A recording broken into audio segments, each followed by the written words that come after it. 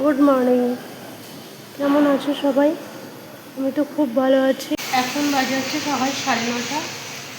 একটু আগেই উঠলাম, উঠে চা করেছি, এখনও খাইনি, চা খাবো। তারপর এই যে চিকেনটা ছিল কালকে, যেটা গরম করা হয়ে গেছে, গরম করে রেখে দিয়েছি। তো আজকে শুধু ভাত করব। ভাতটা করলেই আমার আজকে হয়ে যাবে, যেহেতু চিকেন অনেকটাই আছে। এই যে চা পাউরুটি খাবো। মোটামুটি রান্নাঘরের কাজ প্রায় সব করাই আছে, কারণ রাতেই করে ফেলেছিলাম, ভাজা ধোয়া সব। তরকারি চিকেনটা আছে, এবার একটু ভাত করে নেবো, বেশ হয়ে যাবে। তো ভাতটা আছে, এবার 12টার সময় করলেও হবে। এখন আপাতত কোনো কাজ নেই, শুধুমাত্র পড়াশোনা করা ছাড়া। ঠিক আছে, তো মানে ঘর প্রায় পরিষ্কার, ঘর প্রায় পরিষ্কার। ঠিক আছে, শুধু এইখানে খাবার জায়গাটা একটু মুছে নেবো, চা খাওয়ার পরে খালি হয়ে যাবে। প্রচণ্ড গরম করছিল, তাই চুলটা বেঁধে দিলাম। তো আমি যখন এখানে আসি না, তখন ওই যে অ্যালোভেরা গাছটা আছে আর জোয়ান গাছটা আছে, ওই দুটোই ঘরে ছিল, আর কোনো গাছও ছিল না, কিছুই না। তো আমি এখনও পর্যন্ত এই ঘরে এমন অনেক গাছ আছে যেগুলো এখনও পর্যন্ত আমি হদিশ পাইনি, মানে লাগাতে পারিনি। মানে পাওয়াই যায় না সেই গাছগুলো, মানে পাওয়া গেলেও অনেক দাম বলে, প্রচুর দাম বলে। ঠিক আছে, তো সেই গাছগুলো আমি এখনও পর্যন্ত লাগাতে পারিনি, যেগুলো লাগানো মানে কী বলে, যেগুলো লাগানো উচিত, সত্যি করেই উচিত বা থাকা ভালো, সেই গাছগুলো আমি এখনও লাগাতে পারিনি। তো একবার কী হলো, আর আমি মায়া বলে একটা জিনিস হয় না, মানে যেখানেই থাকো, সেটা চেনা হোক অচেনা হোক, সেখানে থাকতে থাকতে সেই পরিবেশটার প্রতি না একটু মায়া চলে আসে। আমারও হয়েছে সেই গাছগুলোর প্রতি। আর আমি আগেও বলেছি যে আমার নিজের থেকেও বেশি পরিবেশটাকে আমার ভালো লাগে, যে যে কিছু আমি যেগুলো যত্ন করি, আদর পালন করি, সবগুলো। তা বলে কি আমি চিকেন খাই না? হ্যাঁ খাই, সেটা আলাদা বিষয়। মানে আমি ঠিক হয়তো বোঝাতে পারছি না, কিন্তু আমাকে যদি কেউ বলে না খাওয়া দরকার নেই, আমি খাবো না, এরকম অবস্থা। চিকেন আমি খুব কমই খাই, যে ঘন ঘন খাই সেটাও না।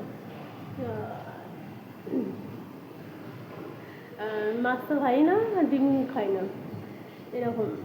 তো এরকম হয়েছে যে এই গাছগুলো, যেটা প্রধান কথা, গাছগুলো।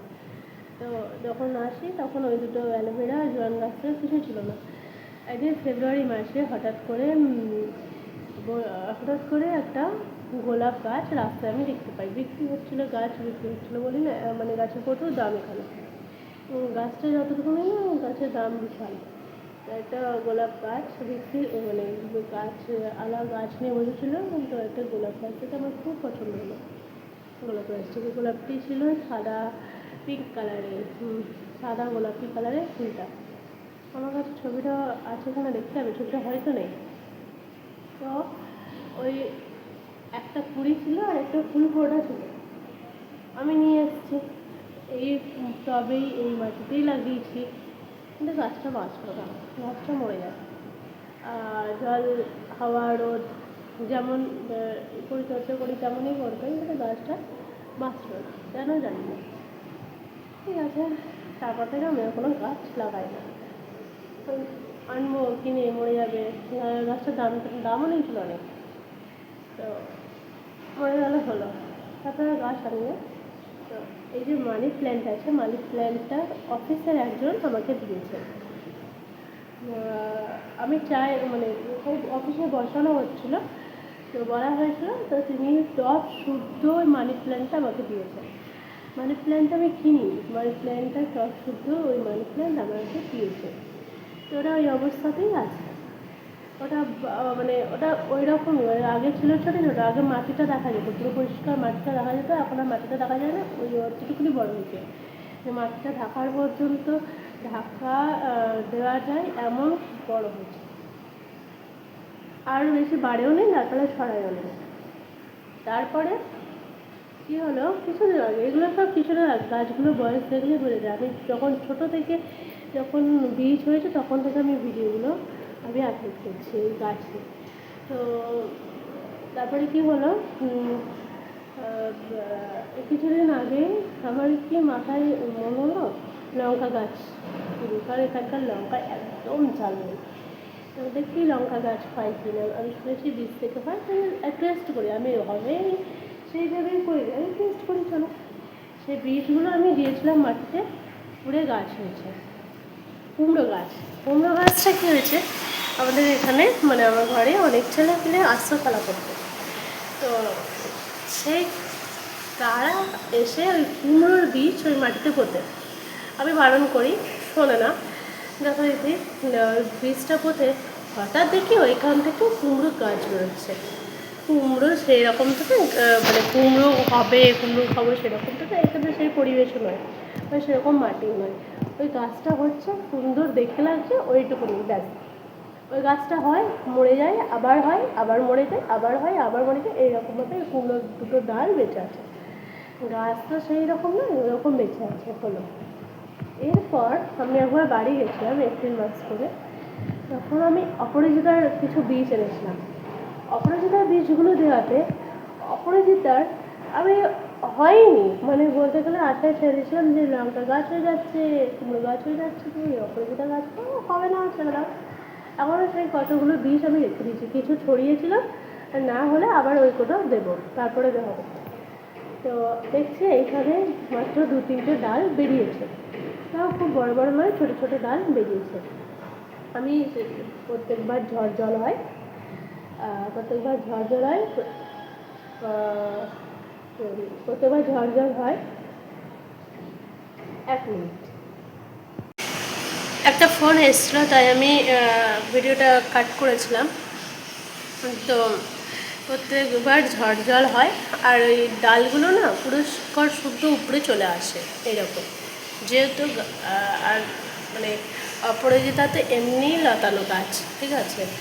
তো ওইটাকে আমি সুতো দিয়ে বেঁধে দিয়েছিলাম যাতে গাছগুলো একটু বাঁচে, একটু বড় হয়, যে এখানে ফুল হবে, গাঁদা ফুল হবে, সেই কোনো আশাই আমি রাখিনি। আমি শুধু একটু সৌন্দর্যের জন্য, এই যে ব্যালকানিটা সাজানোর জন্য আমি ওটা একটু সুতো দিয়ে একটু বেঁধে দিচ্ছিলাম, যাতে ওর যে বাঁধনটা ওই সুতো বরাবর সেটা উপরে উঠতে পারে। নাহলে কি গাছটা বাঁচছেও না, বারবার ঝড় জল আসছে, নেট দিয়ে মাটিতে পড়ে যাচ্ছে। আমি দেখিও হচ্ছে সেটা ভিডিওতে। তো এই কিছুদিন হলো আমি দেখছি ওই 2-3টে ডালই একটু মাথা চাড়া দিয়ে উঠেছে অপরাজিতা। তো সেই জন্য আমি ওই গাছ দুটো আমি বেঁধে রেখে দিয়েছিলাম, যে ওইটা বাড়বে ওই অবস্থাতেই, যেদিকে রোদটা আসবে সেদিকে বাড়বে।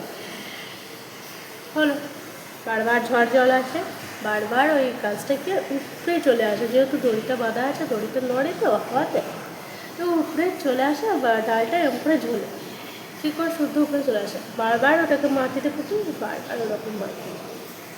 তো সেই জন্য না ওই যে গোলাপ গাছ এনেছিলাম কিনে, সেটা হয়নি। তো সেইখানে কোথাও একটা আমার খারাপ লাগে যে এই গাছগুলো বাঁচবে না। এই গাছগুলো একটু চেষ্টা করে দেখি যদি বাঁচানো যায়, একটু যদি ভালো হয়, একটু যদি মাথা চারা দিয়ে লাগে, তাহলেও তো দেখতে ভালো লাগবে। আর আমি তো এখানে সারা জীবন থাকবো না, তাহলে এই গাছগুলো তো অন্তত থাকবে। এবার ফেলে দেবে, রাখবে, সেটা কিন্তু গাছগুলো হবে, সেটা কত ভালো লাগে। যে প্রথম আমি নিজের হাতে কিছু করেছি, সেইগুলো থেকে গাছগুলো হচ্ছে বা কিছু। তো যাই হোক, কালকেও গাছগুলো নিয়ে একটু পরিচর্যা করলাম, জানি না কী হবে, সেই জন্য গাছগুলো নিয়ে এত কনসার্ন থাকি যে এমন একটা গোলাপ গাছ মরে গেছে এখানে এসে। যাই হোক, এগুলো দেখা যায়, এবারে সবই তো ওপরওয়ালার হাতে। তিনি চাইলে রাখবে, তিনি চাইলে মেরে ফেলবেন, সেটা গাছ হোক বা মানুষ, সেটা পরিবেশ হোক বা কোনো কৃত্রিম উপাদান, ঠিক আছে। দেখা যাক। তো আবার কথা বলতে বলতে আমার চা খাওয়া হয়নি, চাটাও ঠান্ডা হয়ে গেলো, কিন্তু চাটা খেয়ে নিই। এখন বাজে হচ্ছে 1:45, আমি এখন ভাত বসালাম। তো একটা জিনিস কাল বুঝলাম যে কাল রাত 10টায় স্নান করেছি, ভালো হয়েছে।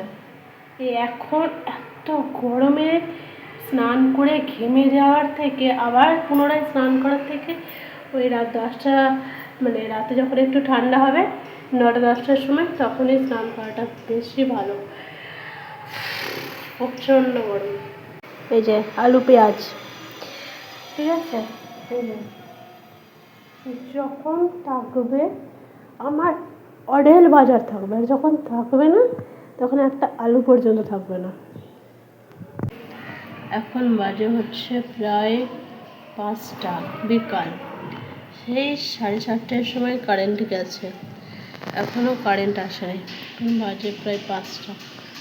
এত ঘুম পেয়েছে, এত গরম, এত ঘেমে যাচ্ছে, এই জন্যই বলেছিলাম স্নান করলে সেই রাত্রেবেলায় করবো, কারেন্ট থাকবে, ঠান্ডাও থাকবে, ভালো। বাকি এই যে স্নান করি নাই, এখানে এত গরম, গরমে আর পারা যায় না। এই লাইট এলো একটু আগে, তো আমি গেছিলাম বাজারে, এত পরিশ্রম বলো, মেহনত বলো, যাই বলো না কেন, ঠিক আছে, এই যে একটা নতুন জিনিস এলো, আলাদাই ব্যাপার। আরও এখনও 2টো জিনিস আসবে এরপরে, এই একটা নিয়ে এলাম, এখনও 2টো জিনিস আরও আসবে, তখন দেখবে। আজকে সারপ্রাইজের উপর সারপ্রাইজ হচ্ছে, জাস্ট অসম। আমি তো সুপার এক্সাইটেড।